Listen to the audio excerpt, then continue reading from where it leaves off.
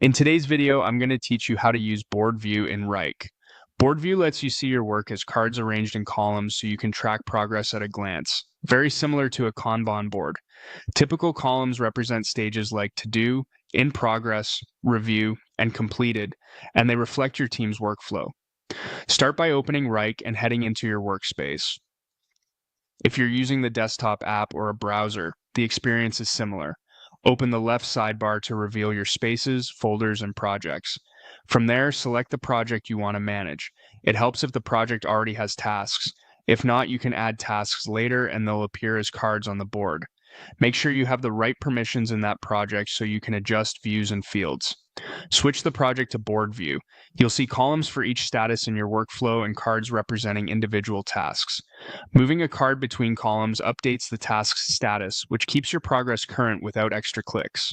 Next, open the card options. This is where you control what information appears on each task card, so you don't have to open tasks to see key details. Choose custom fields to add the data your team needs at a glance. You can surface fields like text, number, currency, percent, single select, and multi-select. Keep it focused. Include only what helps you and your team make quick decisions. Use the general customization controls to fine-tune how the board looks. Depending on your setup, you can adjust how many details show on each card and make the view easier to scan. Now, toggle specific fields to display right on the cards. Turn on the author to see who created each task, which can be helpful for context. Show effort to reveal planned work so you can spot overloaded tasks early. Add the completed date for quick reporting and retrospectives. Display budget if your team tracks costs at the task level. Include requesting department to highlight where work originated, which is especially useful for cross-functional teams. If you need more, open more custom fields and select any additional fields that matter to your process. Use the three-dot menu to access advanced options.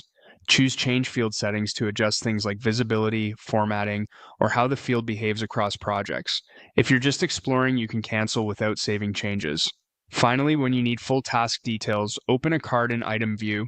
This gives you the complete picture, descriptions, attachments, comments, and schedules, while keeping your board as the high-level command center for your work.